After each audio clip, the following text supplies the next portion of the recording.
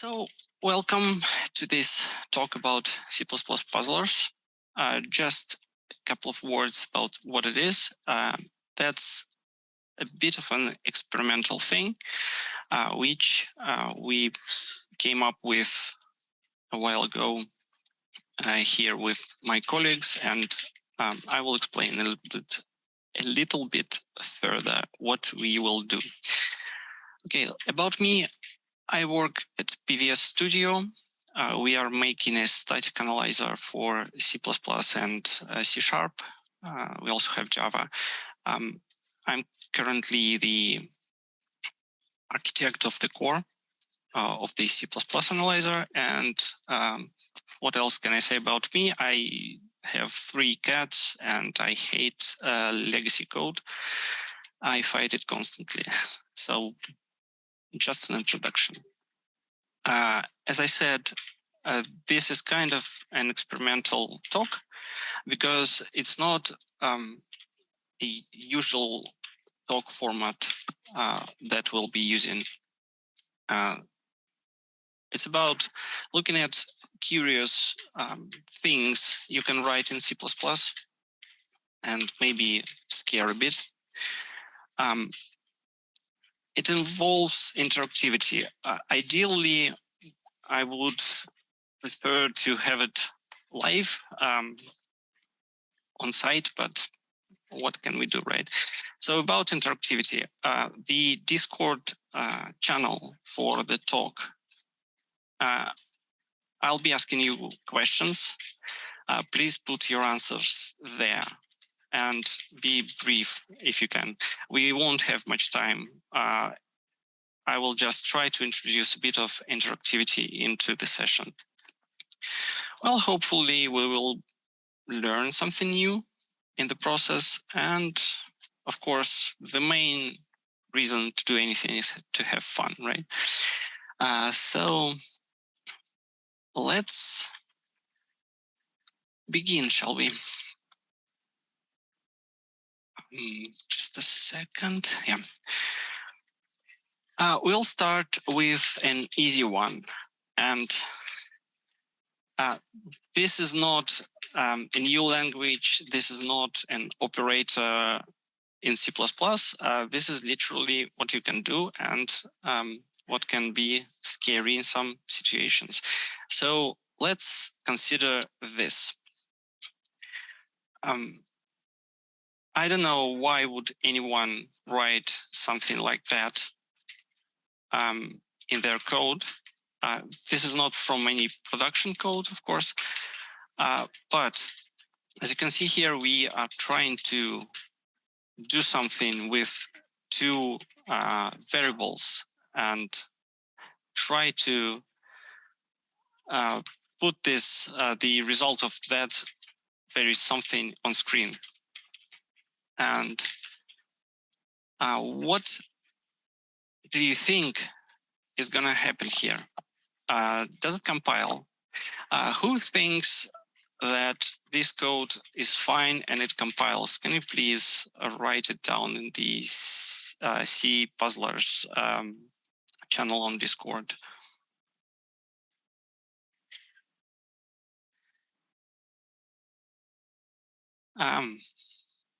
Okay, you think it compiles?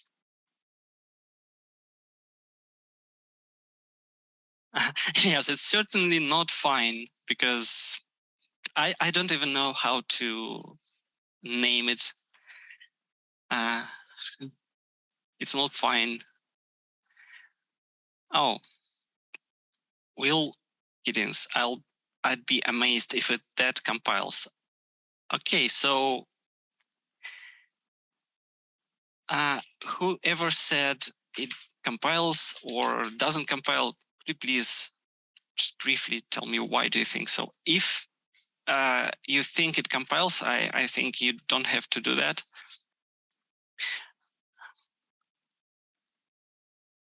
If you think it doesn't compile, why?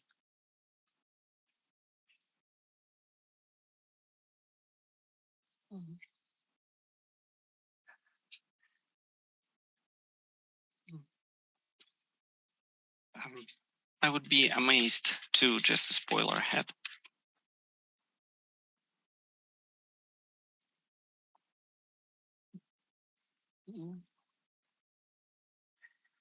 Okay, so while people are typing,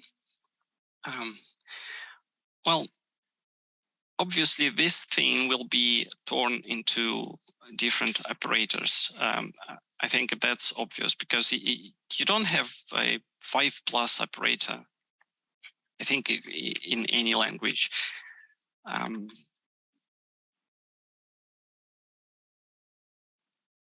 Okay. So the question is how it will be parsed in the end, right? And people who think it doesn't compile, actually, the answer is really simple. I suppose it's adding the result of post increment to A. And yes.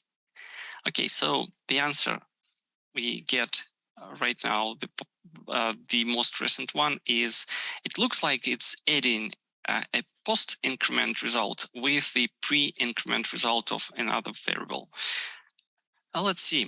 To understand what happens here is we need to understand how the C++ compiler really looks at the code. The first step is the lexical analyzer, or lexer. So here it is, our little Pacman. So pretend you are this guy and you have a task to chew this thing, to eat the characters that are in front of you and produce tokens, right? So you go like this, you go num, and you consume the first token. It's just one character in our case, obviously, so you don't do anything else except consume one simple character. But then you are presented with all those pluses, right? So you get an identifier and a lot of pluses in front of you. Okay, what do you do next? You repeat the thing, right? So you have the A identifier, and then you try to consume the characters further. And you come across a plus. That's a token, which means addition operator, plus sign, whatever. But that's C++ we're dealing with, right? And we have two operators which start with a plus. So as a cute and good little lexer, what you do, what it always does as it goes, it kind of sniffs the next character. And if it gets a white space, it just understands that the token is over. It's okay. So you sniff the next character and you consume it. And instead of this addition token, you get the increment token. This thing the lexer is demonstrating to us now is called Maximal Munch principle. That is the rule that the lexer should consume as many characters as possible to produce a token. So it won't stop on just one plus. Okay. If we follow that logic further, I won't show every step here, but what you get the identifier, you get an increment operator, and then you get 3 pluses, and you repeat the same thing again, and you get another increment operator. And then this one, the lexer won't know it's a unary, it will be corrected kind of later, and you get an identifier. So here's what we see, and here's what comes to the parser. And you probably have guessed it by now, right? What will happen next? Let me just check Discord quickly. Okay, so yeah, so you get this one. It's an L value. It's a modifiable thing which you can post increment. And what our post increment does, it produces a copy of the thing, right? And the copy is an R value temporary object. So in the end, you end up trying to apply the post increment that follows to an R value, and that's a big oopsie, because as the standard says, the operand must be a modifiable L value of the post increment. This one is from CPP reference, but it's close enough to the standard to just print some proofs. Okay, so that thing actually got me puzzled the first time I saw it. I thought it would compile, and I thought it would just put that middle plus sign and think like it's an addition operator of 2 increments, but no. So it doesn't compile. Okay. Next thing, templates are a big topic in C++. They are gaining popularity. I think with concepts, they have become much more usable. But sometimes templates can be, how to call it, uncooperative, especially if you don't use them exactly right. So let's take a look at this thing. So what happens here? As you can see, we have a templated function which returns the ampersand, whatever was passed into it. So it returns an address of an entity of type T. And then we forward declare a structure, instantiate that function for that structure, and then we define the structure. And here, as you can see, we have a custom operator ampersand in that structure that certainly does something. Okay, so I'll put it here just so you can see it. And the question, again, does it compile?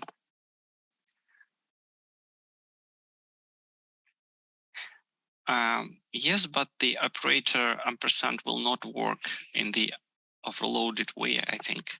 So that's why we are here, actually, because the next question was, what happens?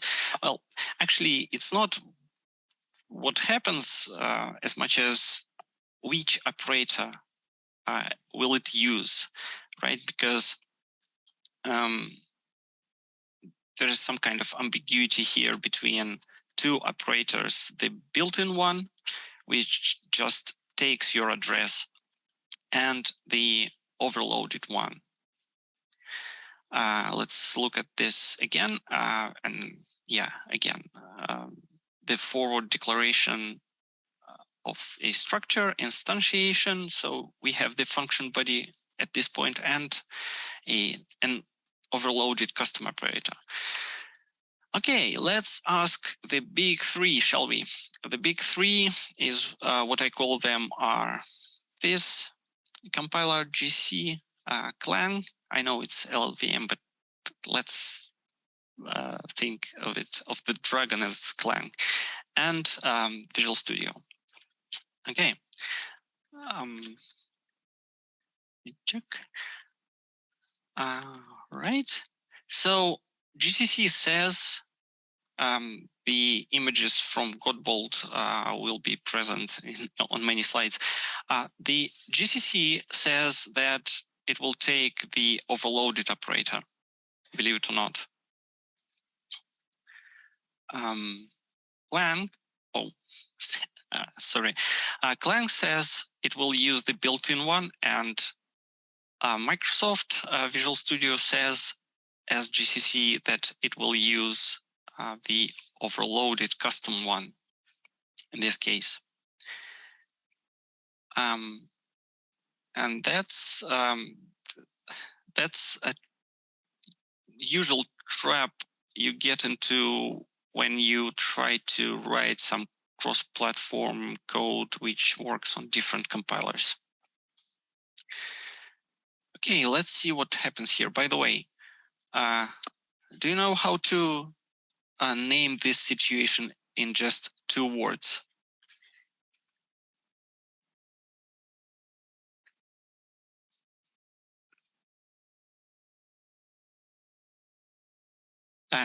No, it's not a code smell if you thought about that.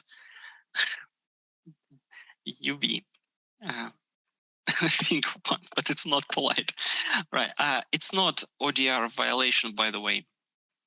There's no ODR violation there. Let's look at the standard again. So in plain English, what is written here? By the way, you can skip this. I will just explain. So we've got an incomplete class type, which when defined provides us a custom operator.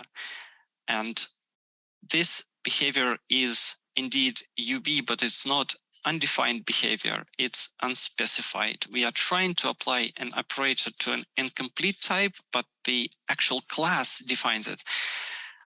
And every compiler is free to do whatever it wants in this situation, basically. By the way, I'm curious, why ODR violation? We don't have redefinition here. I'm just looking at the chart. There's a comment that it's an one definition rule violation. Okay. So the moral of the story, I guess, be careful around your templates. They can be your friend, they can be your enemy. It depends on how you use them. All right. The next one, this is actually taken from practice, and it has been a great pain in polite places. So this relates to the standard library again and templates, and we'll see what happened here. Before we go and look at the example, just a little explanation. Okay, so we have a static analyzer, and static analyzer needs data flow analysis because it needs to track values of different variables throughout the program. So it's kind of a virtual execution of the program. It's not real execution, but it kind of is. And it so happens that if you have some values of, say, integers, and you can have signed and unsigned values, and you can have overflows and things like that, you need to store the value you think a variable will have in something of a bigger size. So you need to have spare bits. Well, the obvious kind of solution is for 32-bit values, you use 64-bit containers and so on. And logically, you come to a conclusion that you probably need a 128-bit thing to store all possible values at every step of your program of a 64-bit variable. Int 128. Anyone? Well, kind of, we have that, but we have that in GCC, and Visual Studio, at least at the point when data flow was developed, it went like this. So we had to solve the problem of finding a large int somewhere under Windows. Under Linux, we were covered. Under Windows, no. The situation is kind of unpleasant, but we managed. So why am I telling you this? Well, because we came to a solution to just make a custom integer type kind of the size we needed. Spooky things inside involve unions of arrays and stuff like that, all arithmetic and so on, and we don't need that here. It doesn't really matter in this case. What matters is since many templates used enable if, we have to overload some things from the standard library to make them work uniformly with our custom class and with built-in numeric types. Okay, so far so good. I'll put this here. This is not from our code. This is just, I'm getting to the point, trust me. So what happened one day when I came to the office, everything was fine. But in the morning, our CI system showed that the majority of tests are failing and we don't know why. So they were looking like they were failing at completely random. And this happened like out of the blue, absolutely. Nobody could have guessed that the test would begin failing in the morning. So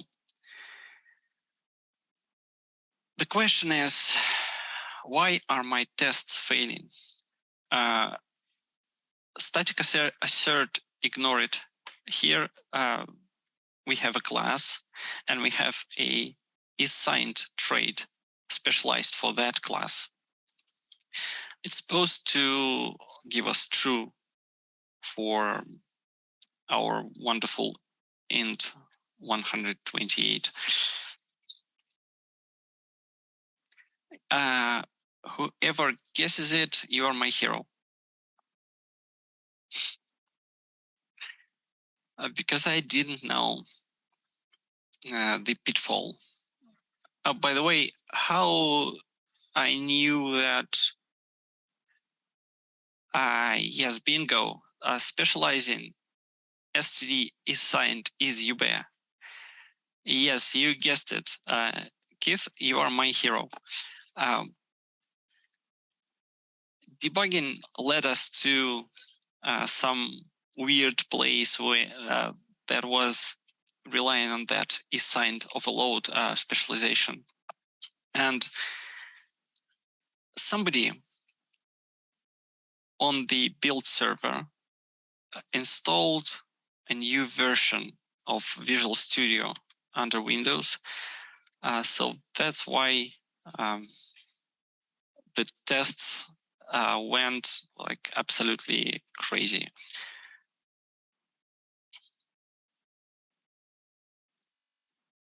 Numeric limits is one traits class, which is okay. We will get to this in a moment.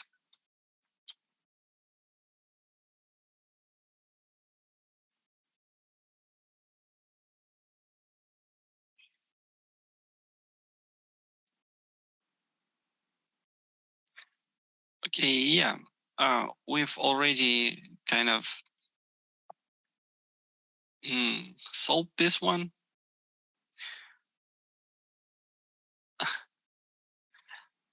By the way, you can specialize a lot of stuff from the standard library, but std hash as Keith said in the chat, is just one of the things you can specialize. Okay, so what happened? I will go over it quickly since we've solved it. Okay, so before, the situation before is everything is great. Visual Studio 1920, I think it was, yeah, it was Visual Studio 2019. It was working great. By the way, a surprise to me is that both GC and Clang decided that the code is okay. I thought Clang was kind of more aggressively conforming to standards, but I think since it's UB, they decided just to let it slide. So that was my phase when I was debugging things, and all of a sudden, this guy says that I can't do this anymore. That static assertion was just to prove kind of that it fails. As far as I know, only one compiler at the moment doesn't compile this. Kind of, it makes this specialization always turn into false. I might be wrong here. Maybe other compilers I don't know about do that too, but I've checked it on all the three, and it's still consistently working under GC and Clang, and Visual Studio has been consistent about that since version 1921. Yeah, that's from CPP reference again. You can also, as it says here, well, returning to the kind of discussion of things which you can specialize, you can apparently specialize common type and common reference. Type traits, the header type traits, just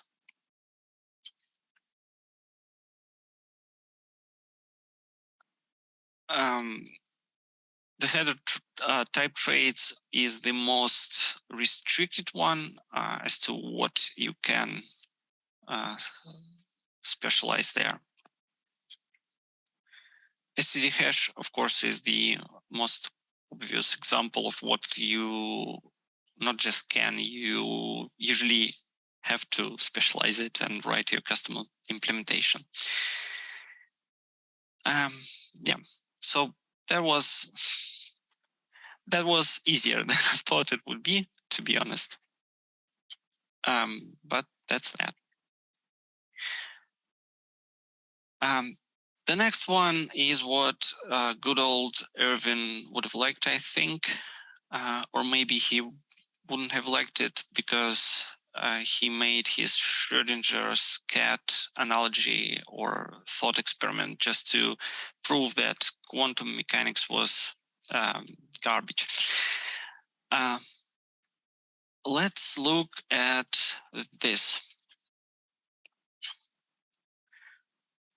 So volatile variable, and we see out its sum with itself. I guess you're tired of this question, right? Let me just show you all the questions. So does it compile? I think we will agree it does, right? Because nothing criminal is going on here at a glance. Is it legal? Well, since it compiles, I guess it's legal, but what's going to happen here? What do we have in this situation? What do you think?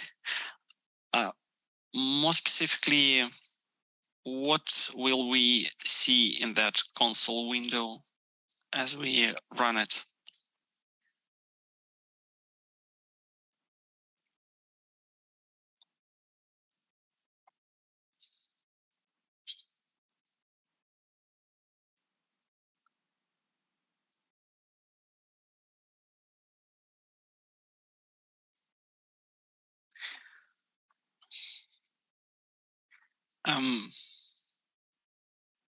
I think the title kind of can give you a hint of what happens there, but we'll see.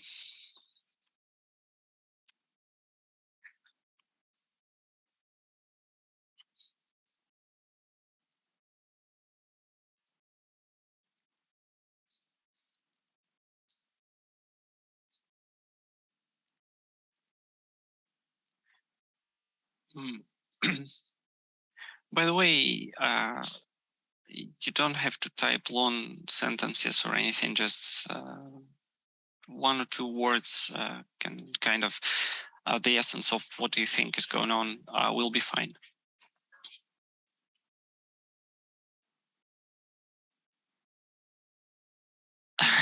Looking up volatile. So basically volatile, what it means, okay, compiler, this thing can change somewhere. So don't touch it, don't optimize. Compiler, leave it as it is. So basically, that's what it means.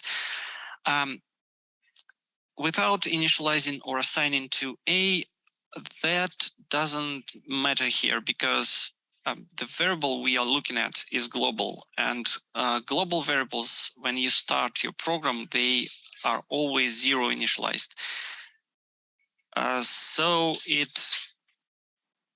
basically it's a zero always. It's consistent. It's not UB because of uninitialized variables or anything.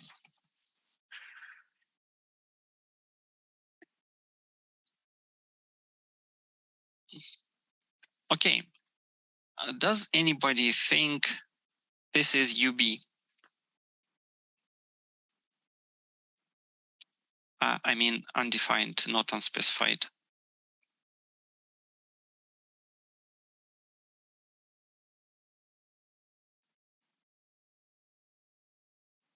Mm-hmm.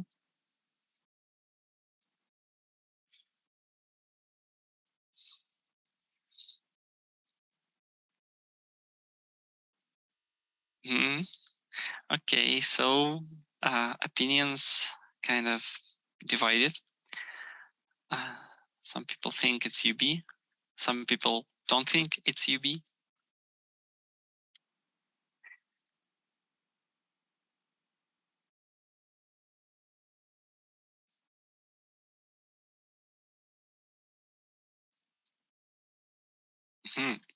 Okay. Let's go and ask our standard, which we will be asking a lot. Okay. What it says is if you read a volatile variable, it's a side effect.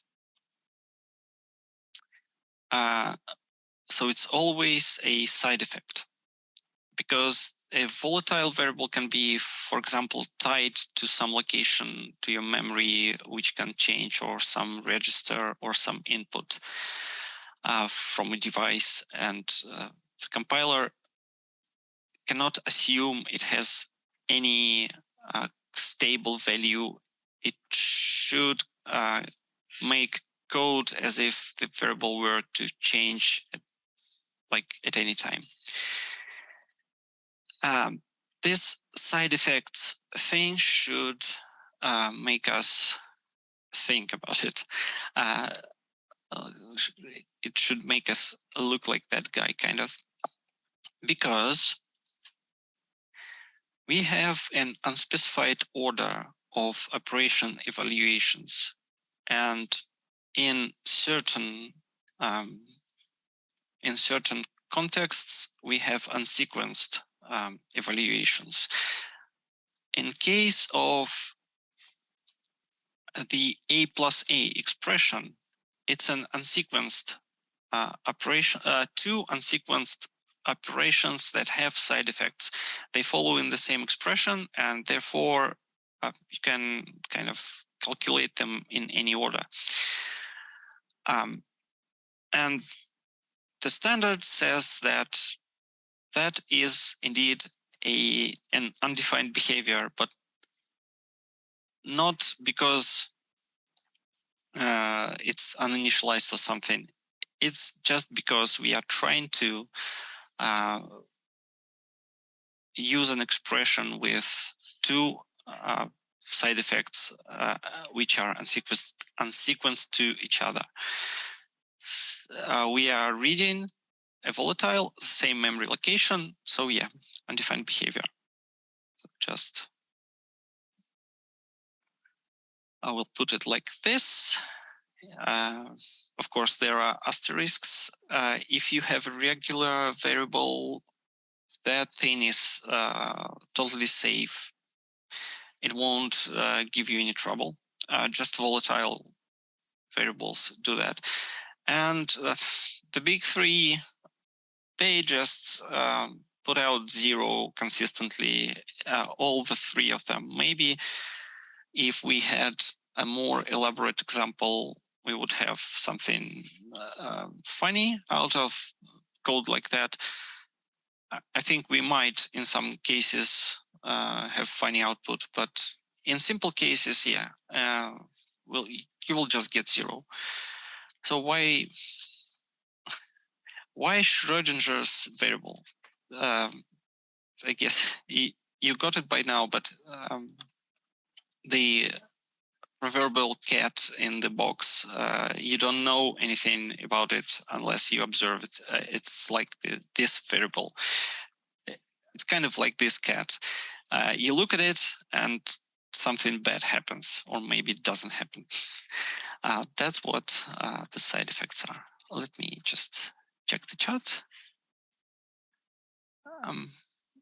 Yeah, I guess aliasing, you can say it's aliasing here. What about volatile int AB void? A plus B is okay because they are different memory locations, and you can do that. Yeah, it's never modified, but you cannot make assumptions. It might be modified from anywhere. The example itself, yeah, it doesn't show any modification on the variable, but the compiler, it must read the variable every time it sees it if it's marked volatile. It cannot optimize it away like it can with a regular variable. It must assume that some external force might swoop from the sky and change the variable value. So you never know.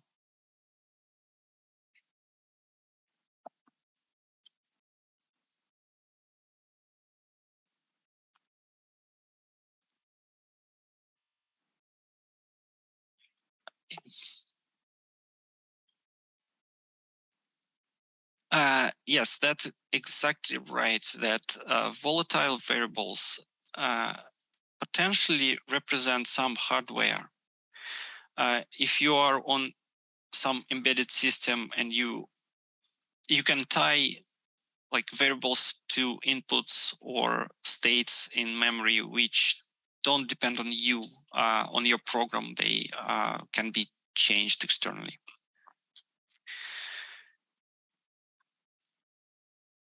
Okay, so let's continue this discussion a little bit. In the example, it is tied to nothing, but the compiler doesn't really know. And this example is simple. You know, the example itself is simple. The compilers understand that. In this case, they just put out 0 in the console. But again, in a more complex case, the compiler might not even know. It might be like external thing. And UB, again, it doesn't mean something will break. It just means that if you do that, anything can happen. So you have no guarantees, basically. All right, this one will be related to the async library of the standard library. When S3 async was introduced, I thought, wow, cool, that's a great thing. So I liked it a lot until I kind of knew more about it. I still like it a lot, but I'm more careful around it now. But anyway, let's go to the example. So we've got one async, which changes some external variable. It's a string view. The lambda, it gets, just takes the thing by reference, changes it. The next one also does the same thing. And in the end, we want to figure out the string assigned to that thing, right? So what do you think the result will be? Fluffy, spooky, or jabberwock?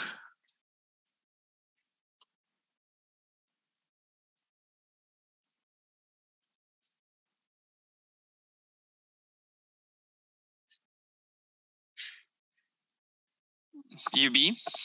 Okay, so we've got a version that it's UB.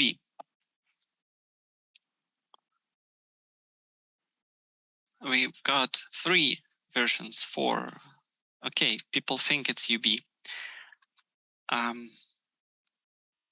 Why do you think it's UB? Is there a data race?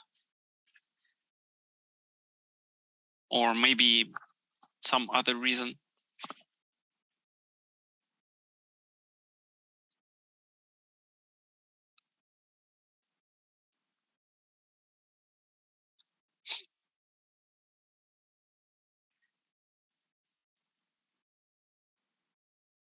I think this one is going to be interesting. This example is the last one, by the way. Well, we will kind of explore it a little bit, but that one is the last one.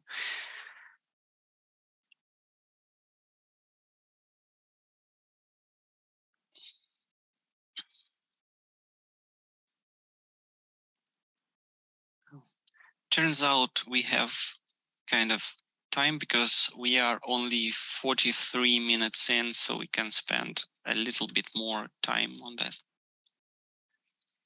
Looks like a race, if I understood the standard talk.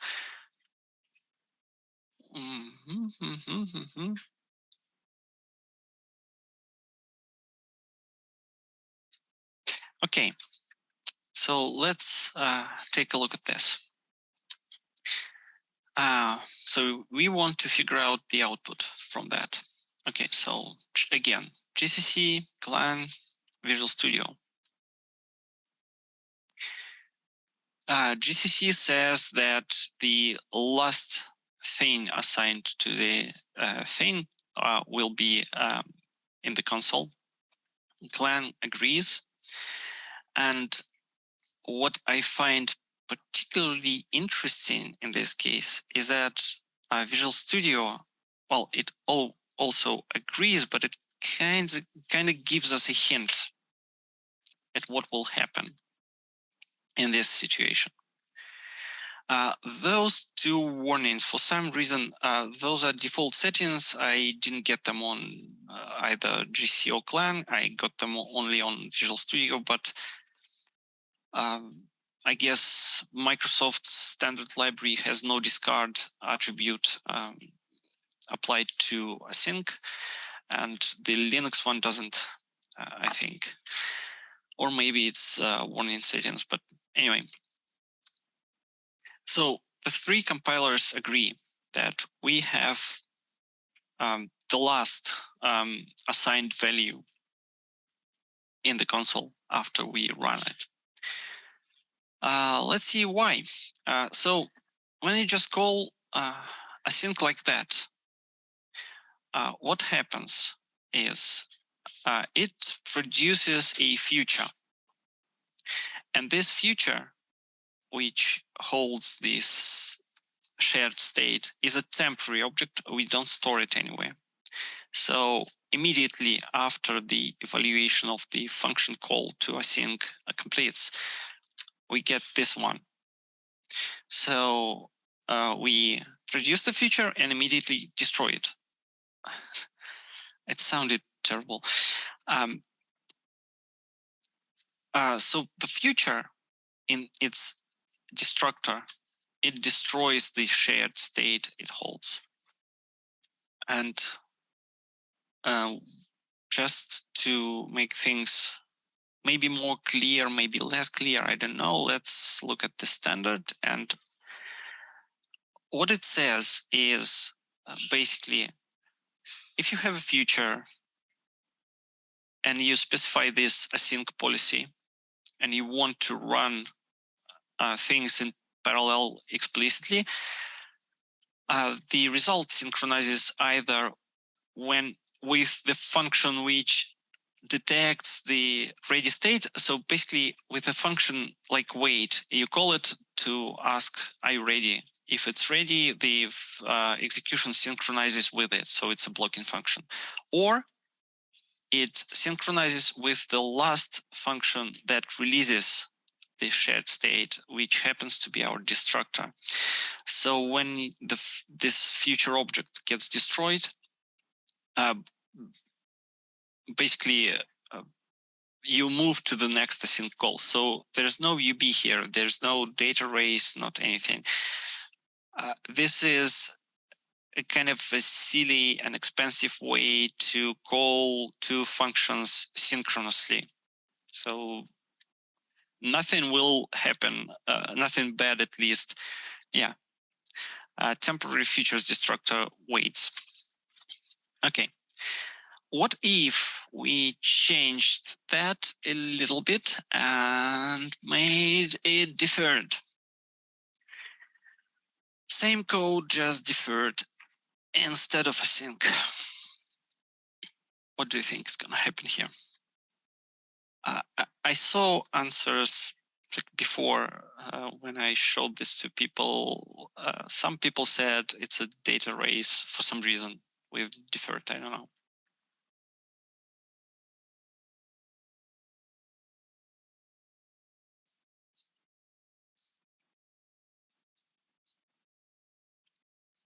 Okay.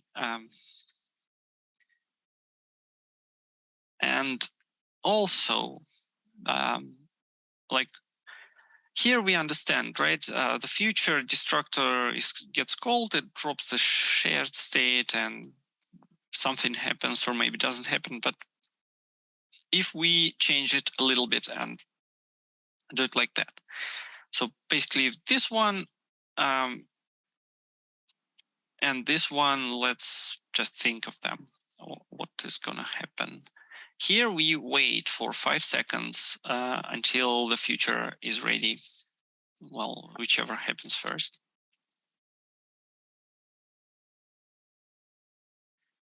Okay, I think we are running out of time here, so I will move a little bit faster. Right, so what's the output here? This one and this one, they are the same one, actually,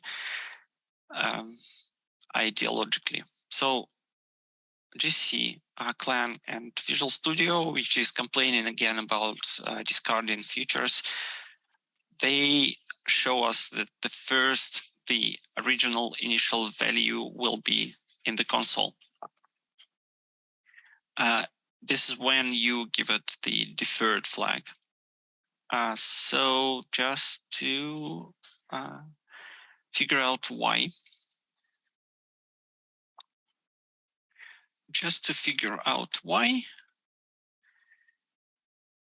The part in yellow is the relevant one.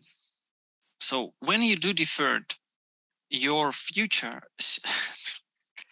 it sounds really spooky.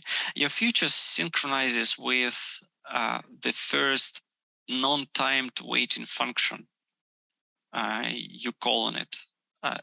And that's either wait or what's the other one? Get. If you call a timed function, it doesn't actually launch anything.